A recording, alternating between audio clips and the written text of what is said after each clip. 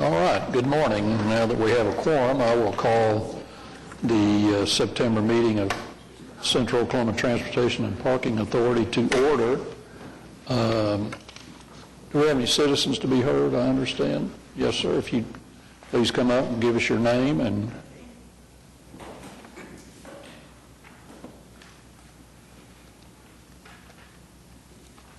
Thank you, everyone, and good morning. My name is Michael Hinton, 1729 Northwest 3rd Street, Oklahoma City, Oklahoma, 73106. And it's truly good to be in your midst this morning. I'll make this brief and to the point, is that I'm come here to, well, first of all, it's been a long time since I've been at the Central Oklahoma Transportation and Parking Authority meetings. I am recovering from over a year of therapy from a near-fatal injuries, but I'm back and grateful more than ever that I'm able to put one foot in front of the other one. My point is on Embark. I've been extremely impressed the way Embark has taken off, the way the bus routes have been realigned. They're more simplified and have become more people-oriented, and the routes going to where people need to go to, as in the had its way it has been in the past. Metro transit routes were pretty much going into areas which really was not passenger effective and the ridership, but I have noticed now with Embark, the ridership seems to have really taken off like the space shuttle, and my own experience being a frequent rider on the system, I've been out to observe where the routes go to, and it is, like I said, it's lots more simplified and it's very efficient, and that's been very impressive.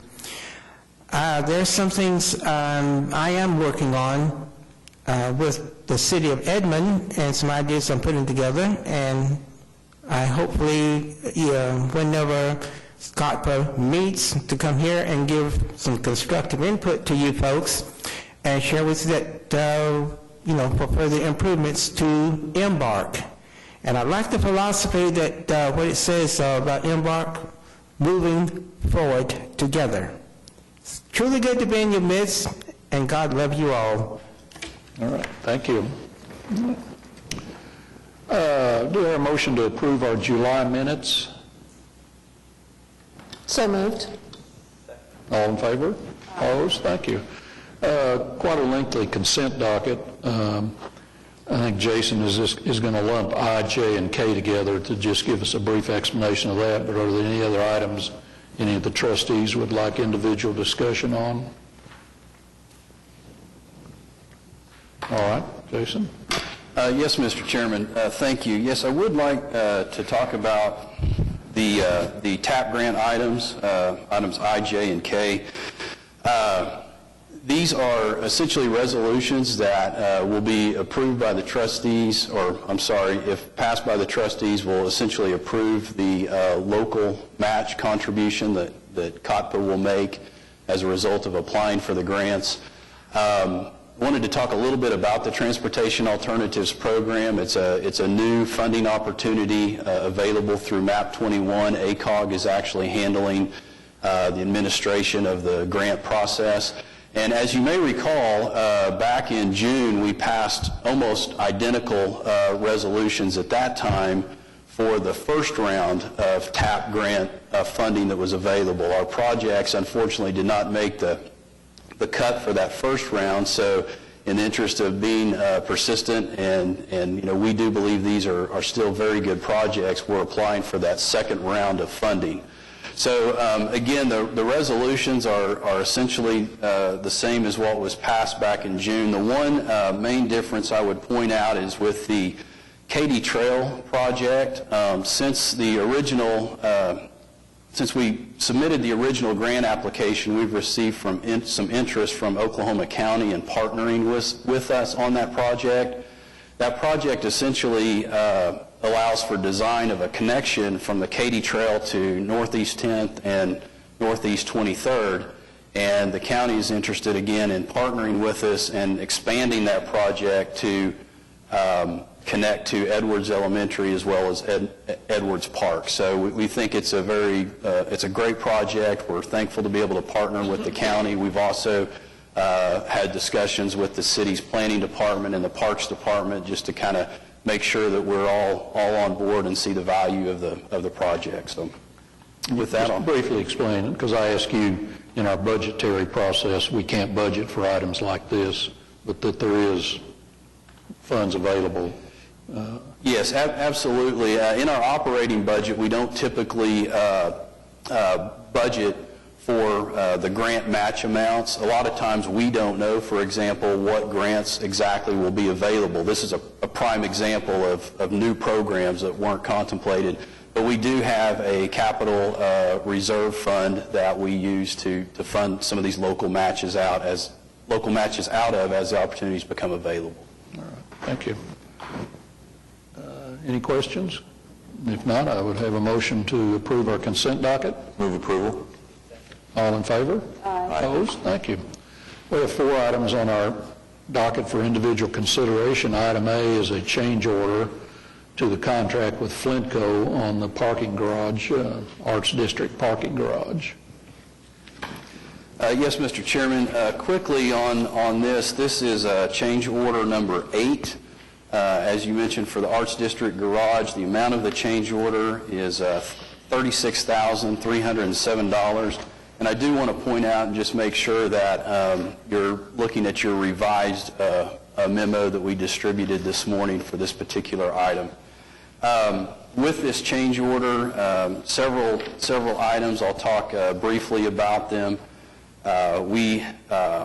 The change order includes $3,078 for some additional rebar needed on the top floor in order to basically move a beam higher so that the clearance for the elevator doors would clear. So additional rebar was needed for that retrofit.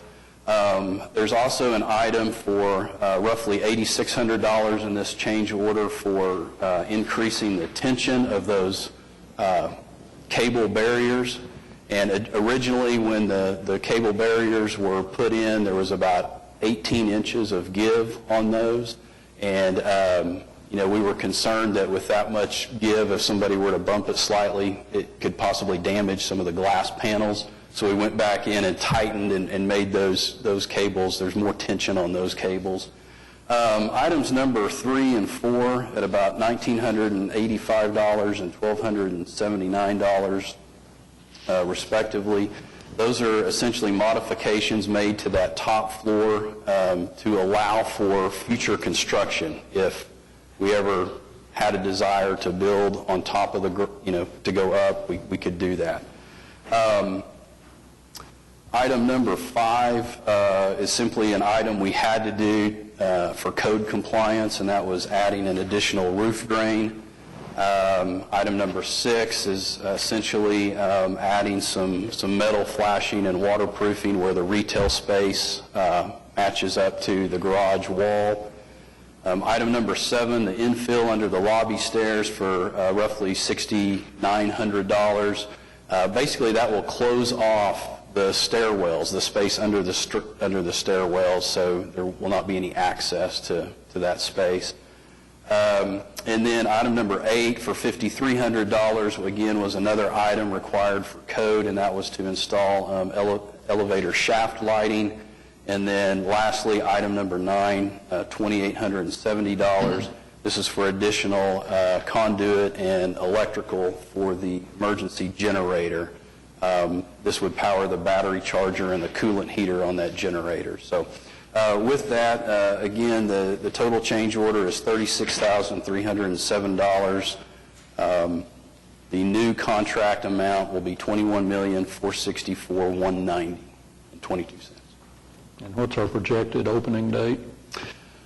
We will be open in September. We plan to park folks in September. Don't have the exact date determined yet. All right, thank you. Hearing no questions, do I have a motion to approve item A? So moved. All in favor? Opposed? Thank you. Item B is amendment number 2 to the TAP engineering services for the Arts District Garage. Yes, Mr. Chairman. This amendment allows for the design and space planning of the retail space. So when we had the original contract with TAP, the design was just for the garage itself. Now that we're nearing completion and ready to start looking at what to do with that retail space, there's a need to have someone assist in, again, the design and the finishing for those retailers. The total cost to design all of the retail space, which is about 22,000 square feet, would be $286,000. Of course, we will, incur these expenses as we have, tenants that are interested in signing a lease and needing the space designed. We've actually are going to structure the leases so that depending on whether it's a 3 to 5 year lease, the cost for the design work will be recovered within that first lease period. So does that leave us doing the construction as well? Or is that something that we would negotiate? I think we would be open to negotiating. Right now, the discussions we've had so far, the clients are really interested in us designing and constructing and then building that into the lease. We have the design and the construction within, that we do that ourselves, but then that gets built into the lease. Into the lease, yes. All right. Move approval. All in favor? Opposed?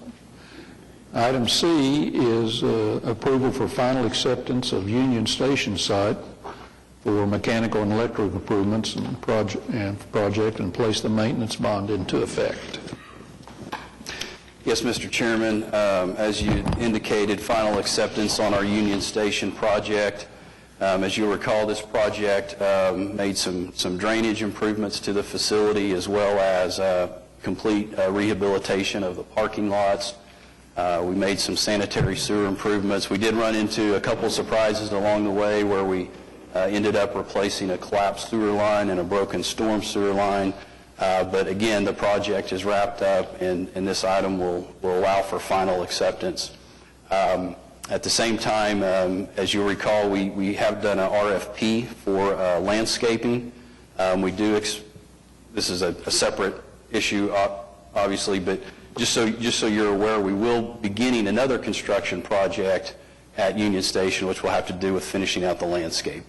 We expect the bids back on that October 9th. All right, thank you. Do we have a motion to approve item C? All in favor? Opposed? Thank you. Our last item D is approval of final acceptance of the contract for Santa Fe parking garage renovations and improvements and placing the maintenance bond into effect. Yes, Mr. Chairman. Again, just as a reminder, the Santa Fe improvements included new facade, zinc paneling in some of the retail areas. We improved the overall appearance of the building with the decorative barcodes and the external lighting. As you'll recall, we did a complete courtyard rehab and replaced some glass in the retail area. So there's quite a bit of cosmetic improvements that went into this particular project. But again, this item will approve final acceptance. All right. It'd be good to get back in and have everything done. So, how is the retail space now? Well, I mean, the retail space is much improved. We haven't added to the tenants since, making the improvements. The windows look great. The windows do look good. It's much better. Yeah. And then, of course, just as a reminder, we do have an RFP out for the elevator project, which you'll be seeing soon. We'll be replacing all 4 of the elevators. All right, motion to approve item D. So moved. All in favor? Opposed? Thank you. I was hoping Barney would move on that since he had admired the windows. Next item is our claims and payrolls for July and August. If no questions by the trustees, I would have a motion to ratify. All in favor? Opposed? Thank you. Financial reports, since we didn't have a July meeting, Jason's going to kind of just briefly cover the year-end financials since they are not audited and I guess still open, but any significant items on the year-end. And then I told him I didn't think there was any need to cover just 1 month of the new current fiscal year. So, Jason? Sure. Thank you, Mr. Chairman. Yes, glad to provide kind of a recap of how we finished financially in FY 2014. And again, these are unaudited financial statements. We do expect, in fact, we know some of these numbers will change by the time we do receive our audited financials. For accounting purposes, fiscal year 2014 is actually still currently open. So we know that some of the revenues and some of the expenses are going to change. So what I thought I would do is talk a little bit about particularly transit, where we anticipate finishing once we receive those audited financials. So I'd like to start by talking about our operating revenues. As you'll notice, our passenger revenue finished $259,000 under budget for the year. And again, this was due to the timing of the fare increases. When we had built our budget, we had looked at implementing those fare changes sooner in the year. We didn't implement them till January, and so that's the explanation for that variance. And we don't really expect that variance to change a whole lot once we receive our final financials. The next item under the revenues that I would like to spend a little bit of time talking about is federal grant revenue. You'll notice there's a variance of roughly $1.5 million from what we had budgeted. And I wanted to talk just quickly. We actually anticipate finishing fiscal year 14 about $750,000 under budget on our federal grant reimbursement revenue. And the reason for that is because we finished under budget on our expenditures, we actually had the flexibility to take part of that last grant draw, and that's something I want to make sure I communicate, is we have drawn all of the reimbursement funds that were due to us for the fiscal year.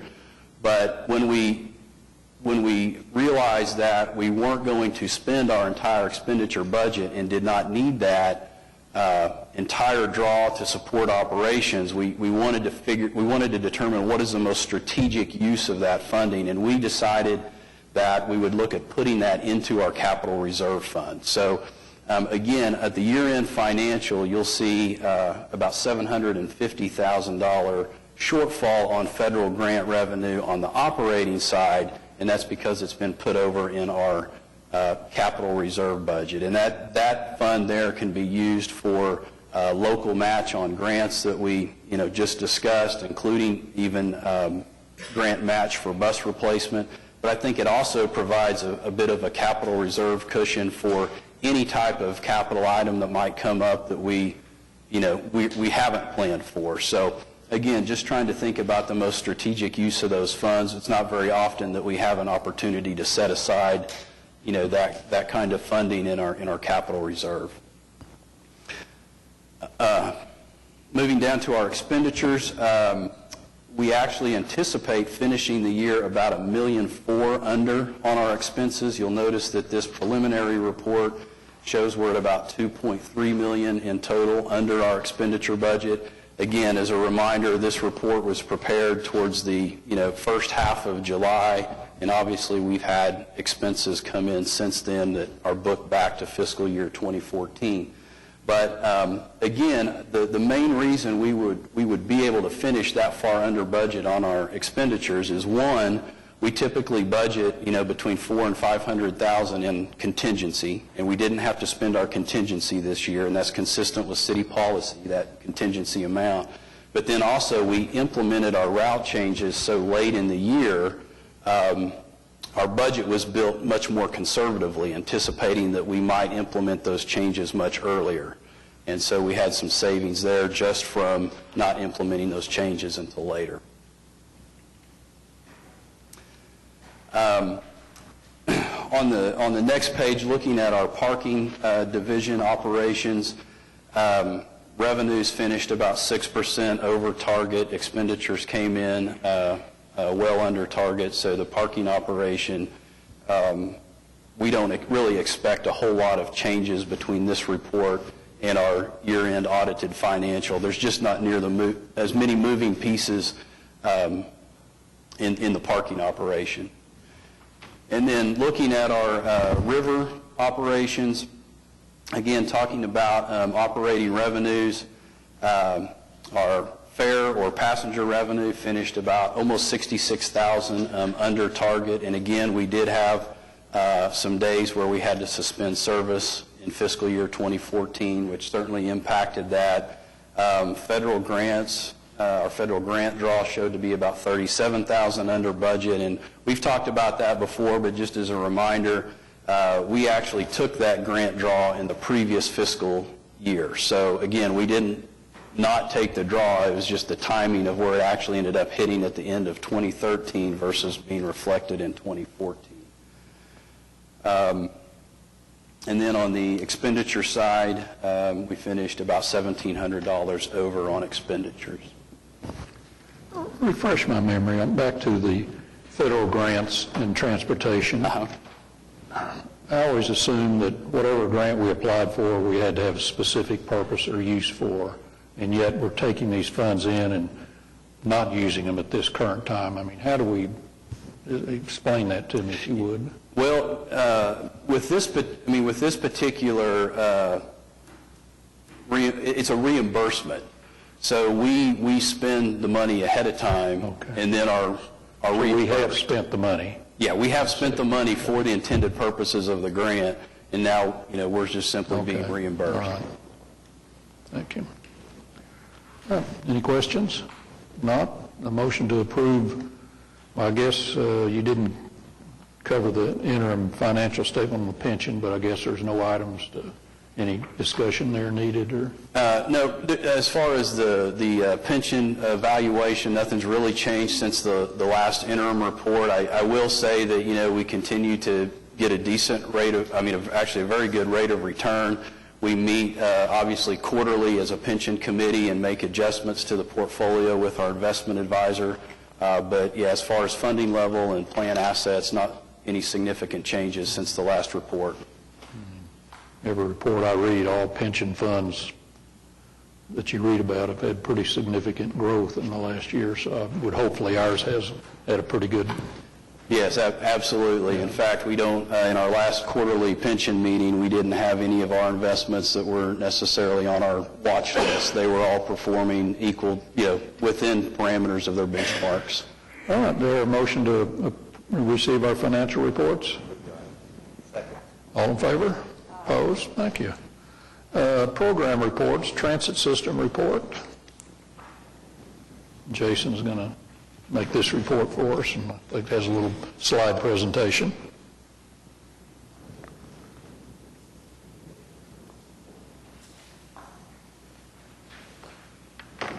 Okay.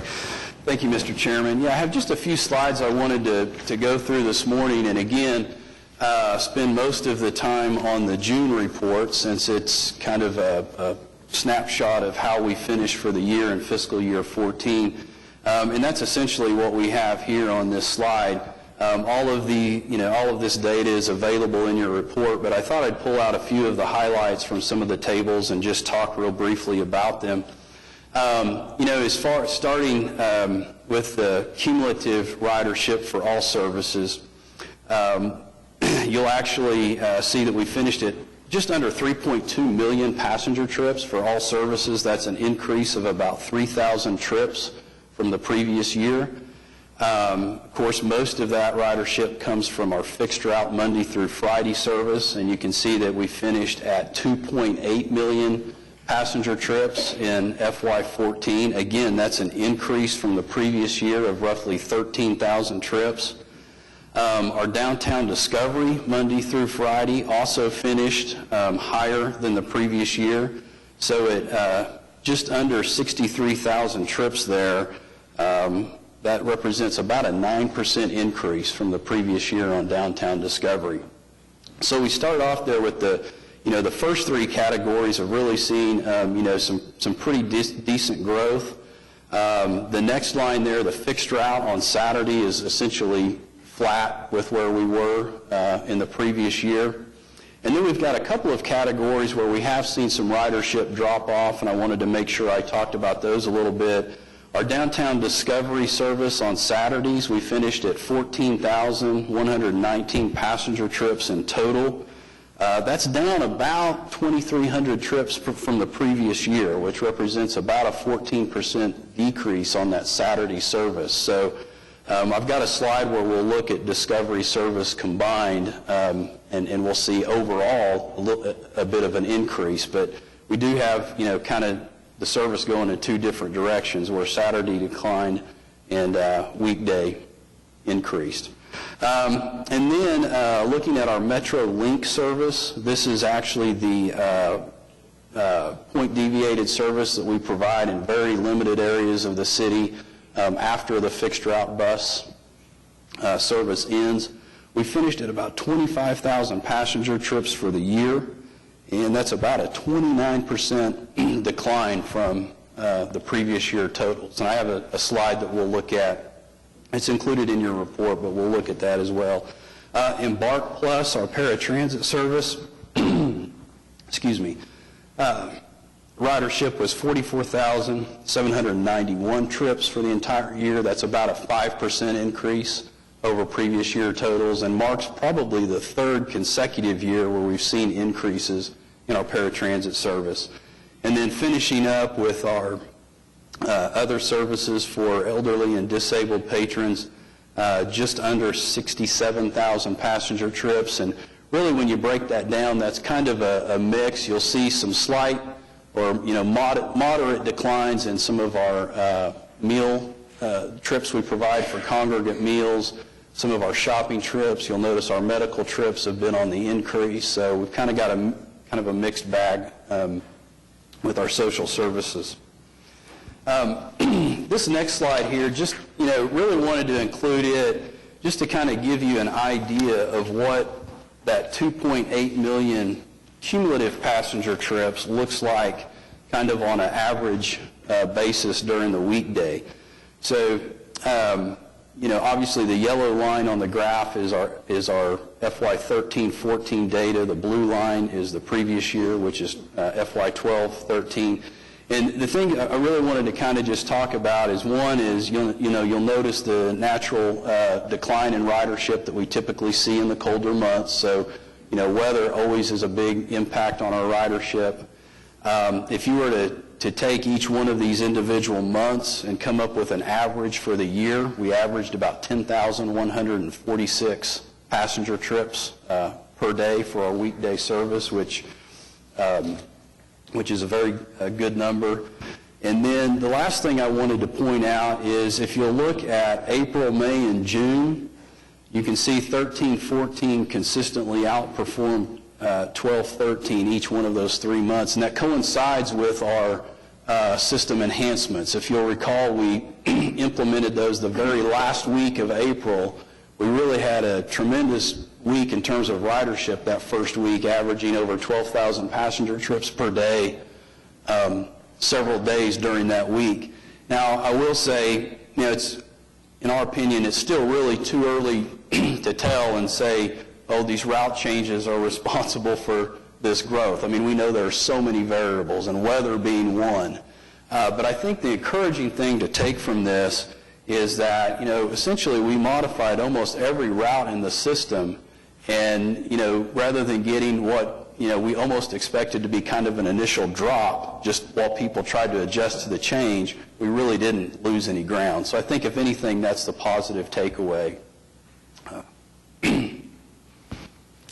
And then the next slide here gives you an idea of our combined downtown Discovery ridership. As I mentioned, weekday ridership is on the increase. The Saturday ridership was on the decrease. And this will just kind of give you a comparison of the 2 years on a monthly basis. If we summed up all of the Discovery trips, both Saturday and weekday, you would see that we're actually at about 3,158 more trips on our Discovery service. So overall, we've seen about a 4% increase in our Discovery service.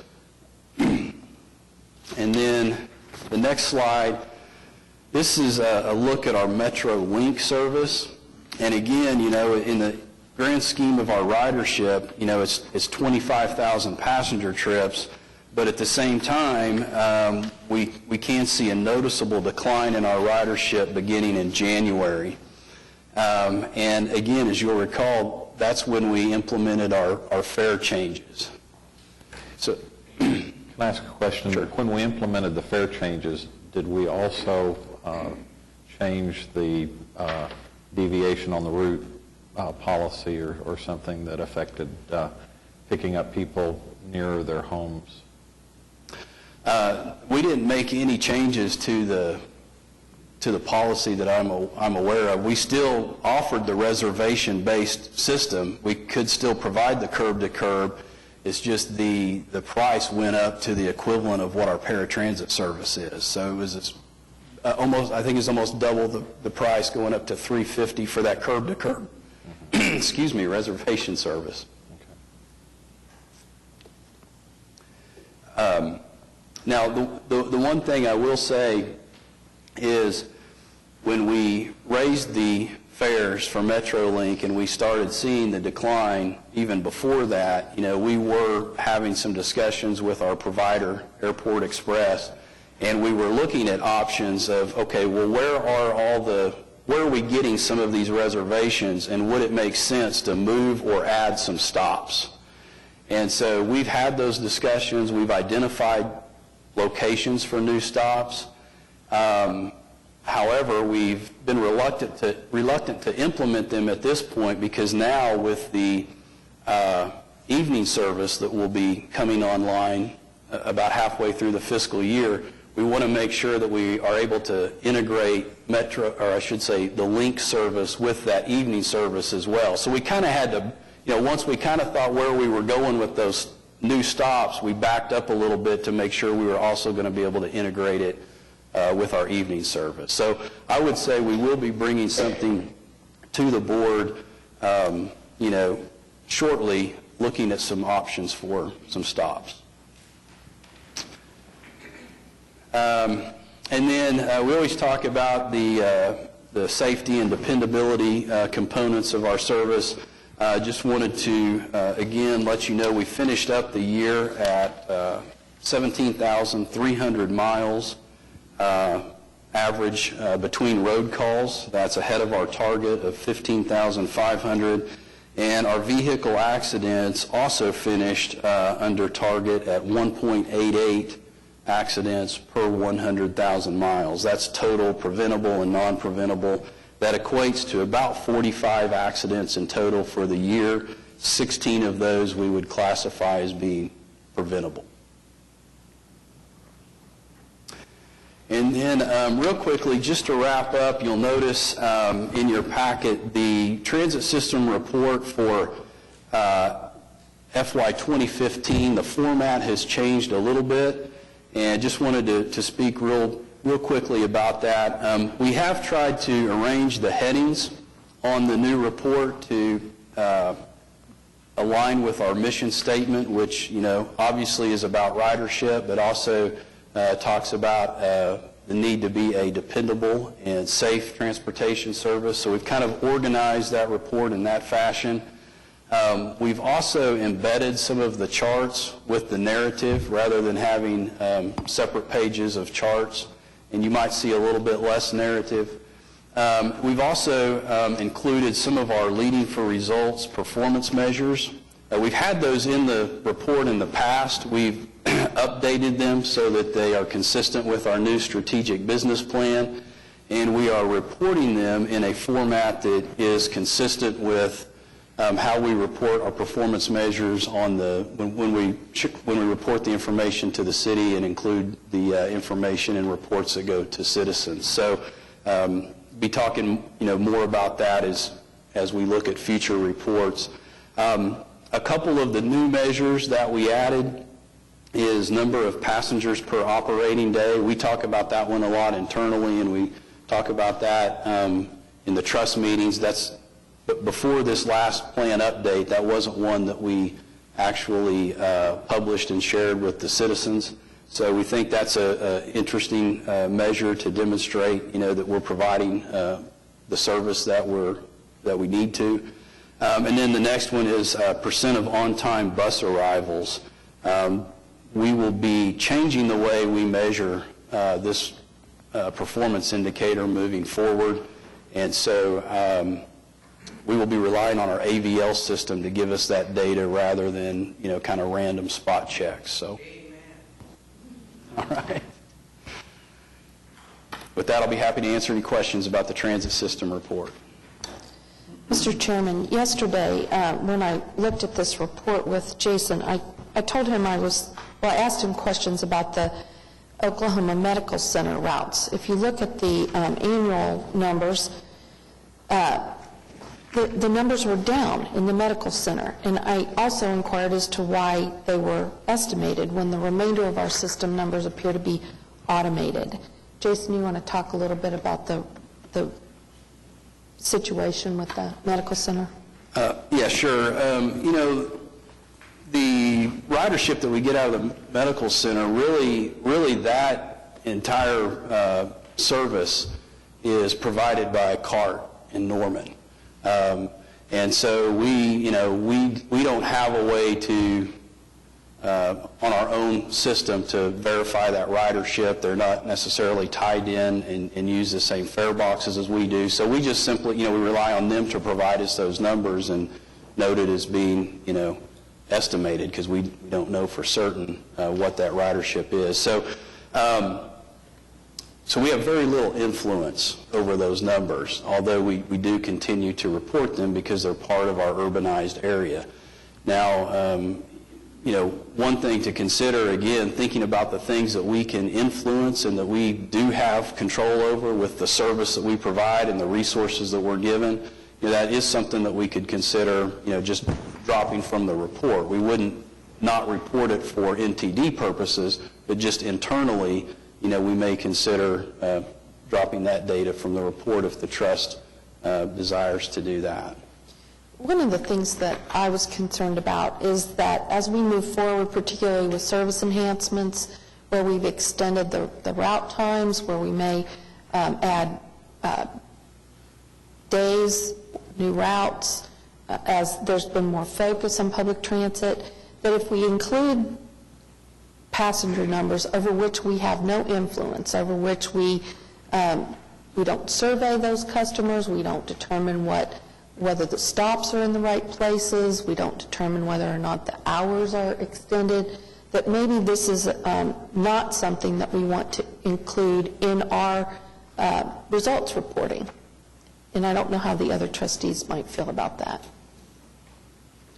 Well, of course, I think when it first started, we were operating those routes. Right.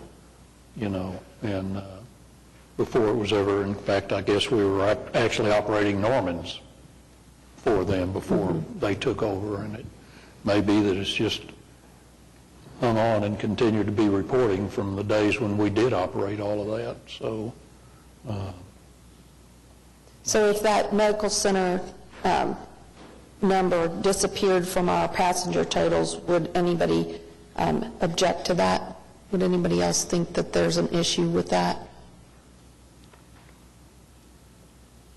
No, but in our future planning for example, the downtown, for our enhanced downtown streetcars or something, that I think some of the future routes do encompass part of that. I don't know.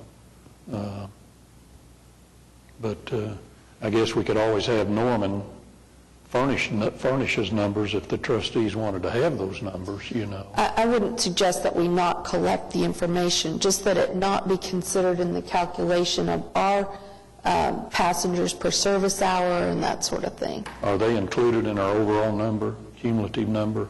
Yes. Yes, they are. Does that have an effect on the FTA reporting or funding or anything to include those numbers versus not include? Well, again, I think we have to include those in our FTA reporting. I'm just saying that for the calculation of how our service enhancements are being effective, that it might be helpful. Performance reports to the board. Right. I'm fine with it. Yeah, and I don't know, does the Transportation Committee need to make that recommendation to the board, or? That's a good point. Maybe the Transportation Committee could talk about Could it. discuss it? Okay. All right. Good. Thank you. Thank you, Laura. All right, any other questions of Jason on the transit or long-range plan? Any discussion that are you going to, okay. All right, we'll get into the long-range plan then. Sure, I'll just brief you on three things, basically about grants, about progress with planning partners, and then two kind of concrete examples of implementing the long-range plan. In terms of grants, Jason had already covered that transportation, the TAP grant applications, but this summer we also applied for another grant. FTA had one of those sort of unexpected grant opportunities called Ladders of Opportunity, and so Cotpa did submit a grant back on August the 4th, and if we were approved, and we won't know anything until December probably, it would fund 4 new buses, would fund maybe 4 Spokies bike stations, and then also allow us to make some workforce development efforts, okay? And so that's one of those places where, we really have a lot of older buses that are getting to that point where they would need to be replaced. This would help. One of the benefits of that, whether we get the grant or not, are the different partners in the community. We were able to get about 20 letters of support from different businesses and entities around the area, some of whom we've gotten support from in the past, but some of them kind of new. And so, having more people understand our story is always a good thing. Well, the other thing I wanted to mention, kind of mentioning partners, is planning partners. ACOG, has completed that commuter corridor study. On July 17th, they recommended basically how to serve commuters going, say, from between downtown Oklahoma City and Norman, downtown Oklahoma City and Edmond, and then out to the third one, to the Midwest City and Tinker area. And pretty much the conclusions that were reached were similar to what the Cotpa 2006 fixed guideway planning said, kind of with one change. For the commuter rail was the recommended way to get to Edmond and Norman back and forth, but out to Midwest City and Tinker, the thought was streetcar. So that's kind of an interesting shift of thinking. Another key kind of planning partner is the Oklahoma City Planning Department, and this summer we've been working with them to identify and look at transit-oriented development locations for Plan OKC, and that's really a good step because whether high-capacity transit, bus rapid transit or streetcar, whatever, ever materialize there, the idea is to start preparing these locations to be more walkable, to have a higher intensity of use, and it's something that we've kind of long felt was needed, and it's really good that sort of thinking will go into the Plan OKC.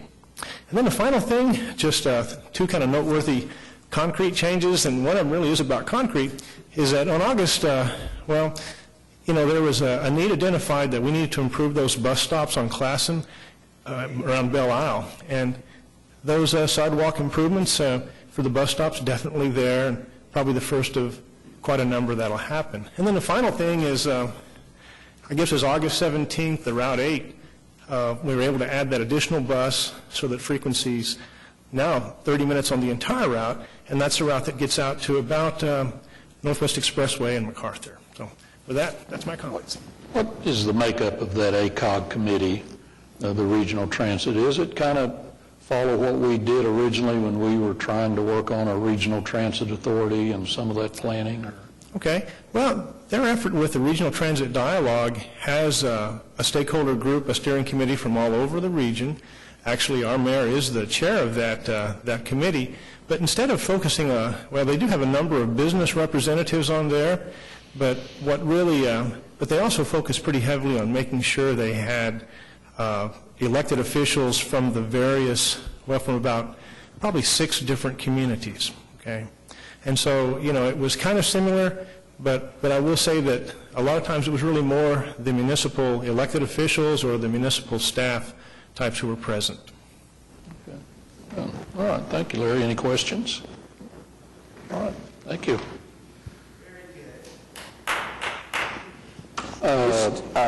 Mr. Chairman, just a comment. I do think, though, regional transportation will take on a more important role as the streetcar comes into play to get people around the core part of downtown. So while it's still somewhat in its planning stages, I think it becomes more important once the streetcar is actually in place and people that work in the central business district could get around a little bit easier. Well, I think, David, prior to you coming on the council, and you may or may not know that we did have kind of an idea from the trust to begin trying to develop a regional transit authority, because so many jurisdictions around the country have regional transit authorities, and we did some planning and pretty extensive meetings and everything, but it just kind of got on the back shelf and hadn't gone much further. But I think it's still out there, and ACOG's trying to at least continue some effort in that. But all right. Parking system report. Jason and I decided that unless anybody has any questions on the report, that we're in such good shape until we get our new garage open and everything, have a better idea where we stand on it. But marketing, I guess Megan is... Mr. Chairman, while she's coming up, could I make a request for Jason, and you may have already planned for this, to make a presentation to the City Council about the new Arts District parking garage as far as timing and number of spaces and that kind of information? Sure. Yeah, be glad to. And where the council parking will be. Now we're getting that. No. That would be an interesting discussion. We'll have to share that one of these days. All right. And the chairman's parking. I'll share it with you. Well, good morning. I get to be in place of Michael today, so it's been a while since I've been here. So I just want to give you kind of a little update on some of the things that the marketing department is working on right now. We're in the final stages of testing internally our online trip planner, so we hope to have all the bugs worked out of that and launch to the public pretty soon. We're excited about that. It'll just give people another option to plan their trip. It uses Google, so a lot of folks are familiar with planning a trip on Google Maps, and so this is what we use to drive our online trip planner. We're also going to be co-hosting the SWATA Marketing Conference that's coming up this month. We'll be doing Michael and myself will be doing some presentations. They've asked us to present on Embark and on the series of system enhancements that we introduced in April, so we'll be doing that. They'll also be taking a riverboat ride and kind of seeing some of the different things that we have going on in Oklahoma City. Our last Free Fair Friday is going to be on September 19th, so I encourage you all to get out there and ride with us. I know some of you have been, so we look forward to seeing you all out there on Friday. We are also, we're notified that we have won an Ad Wheel Award for our Forward Together campaign when we were introducing all of our service enhancements. And I do want to go ahead and show that to you all today just as a refresher. It's just a quick 30-second video that just sort of introduces and lets folks know some of the things that we have coming up.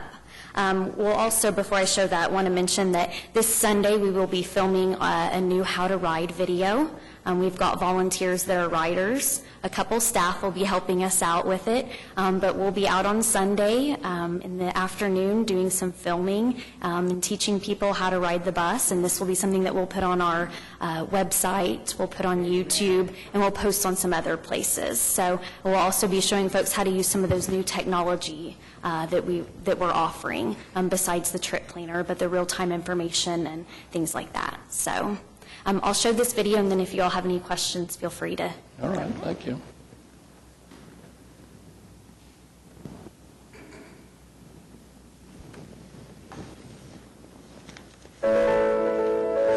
A journey is more than just traveling from one place to another. It's about who you are, who you were, and who you become along the way. Because some journeys transform you. Join us on a new journey this spring as OKC Metro Transit introduces a new name and some new ideas for a growing city. Embark forward together.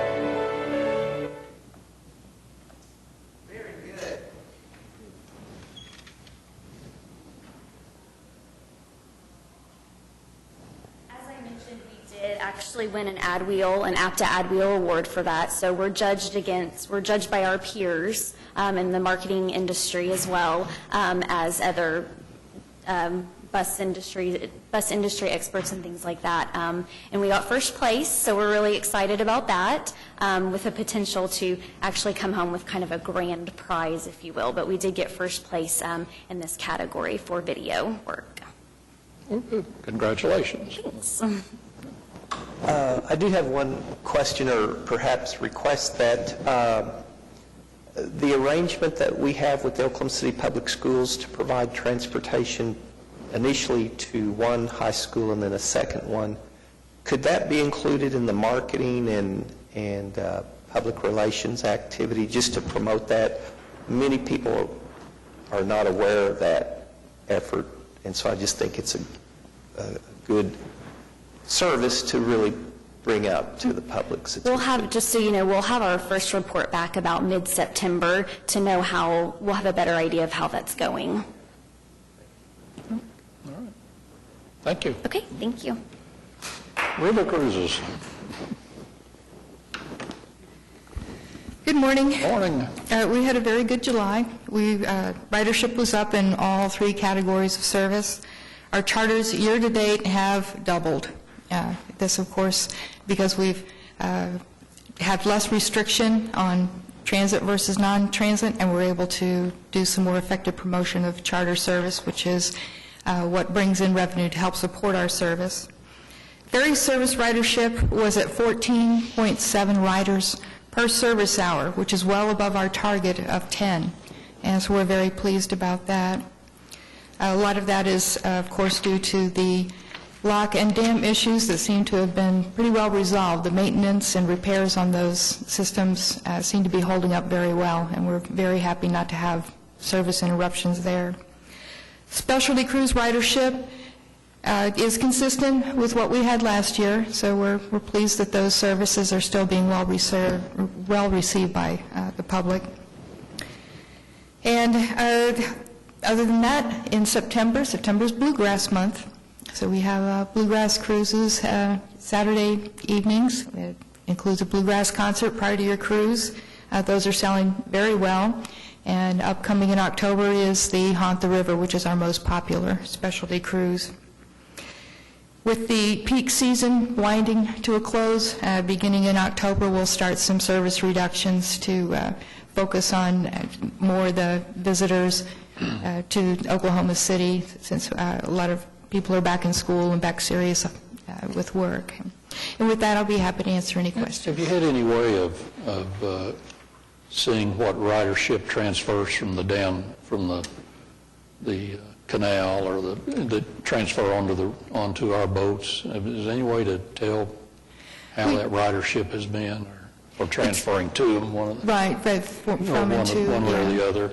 It's not very strong at the moment. We do track when people book tickets, and we ask them, how did you hear about us? We're getting more and more responses saying from water taxi. So we know that water taxi is at least promoting us to some extent. As far as knowing whether people are coming off of water taxi and coming onto the boats, we seem to see more people actually walking down to the Bricktown landing.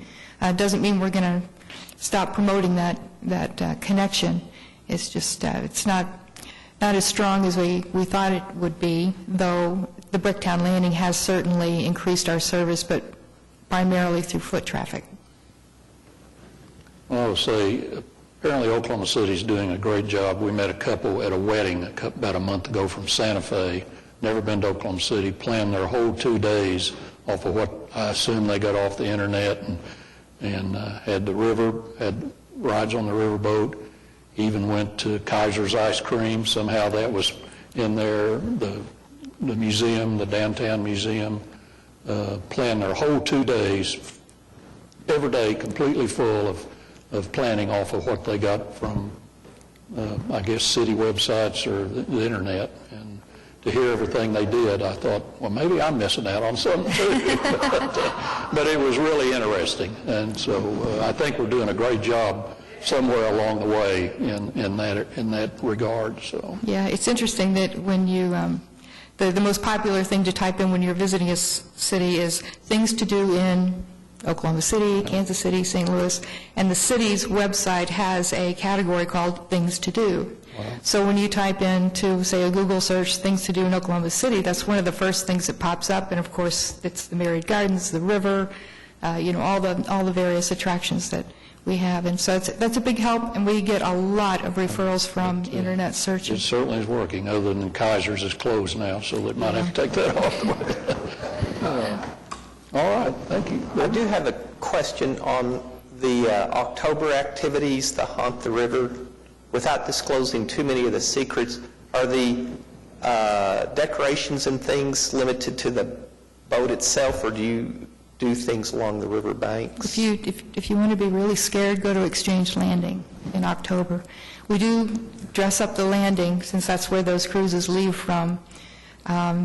We have to watch budget, so we can only spend a small amount of money. We don't make a tremendous amount of money off of that cruise, but we budget, and every year it gets a little bit more and a little bit more decorated. And I believe this year there'll be some deceased deckhands somewhere along the way and that sort of thing. Just for clarification, is that at the foot of the Exchange Bridge, the Exchange Landing? Yes, sir. It's on the south bank of the river. Okay. Just over the Exchange Bridge. I see that. Okay. Yeah, there's the OU Women's Rowing facility there, and then right next to that is our much taller and more impressive boat facility. Okay. And then you take the ramp down to the boats, and it's a long ramp with a very hilly, and they put all kinds of scary things on there to get people ready for the cruise. And then, of course, the boat is quite well decorated. I know I rode on one of the.